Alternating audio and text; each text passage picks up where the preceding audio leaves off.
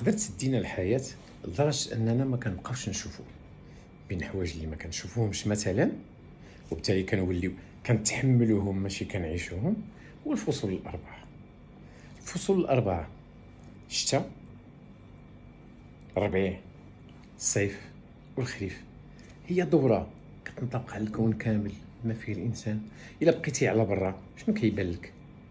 في الصيف كتعفف، في الخريف كتقول يا ربي فوقاش تجي الشتاء، في الشتاء كتقول البرد، في الربيع كتقول الرواح ومازال الجو ماشي هو هذاك، فوقاش يجي الصيف وتجي معاه العطله والبحر وداك الشيء.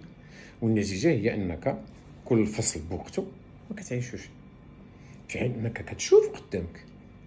على ان مثلا في الشتاء هي فتره ديال العمل، ديال التامل، ديال الدفء، ديال الاجتماع، ديال التضامن، ديال التساند، وديال الانتاج والنشاط بالرغم من البرد.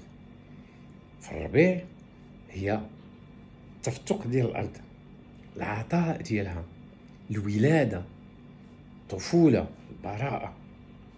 الصيف النضج، الشغف، الحيويه، الديناميكيه، الفرح، الانطلاق، الحريه.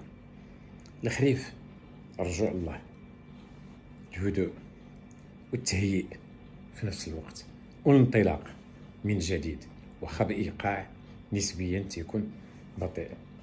نفس الشيء في الطبيعة كلها. الكون كله مبني على الدوران، والشكل الدائري هو الشكل المطلق، هو الشكل النبيل، هو الشكل المقدس، به نرمز إلى ما هو مكتمل، إلى الله سبحانه وتعالى.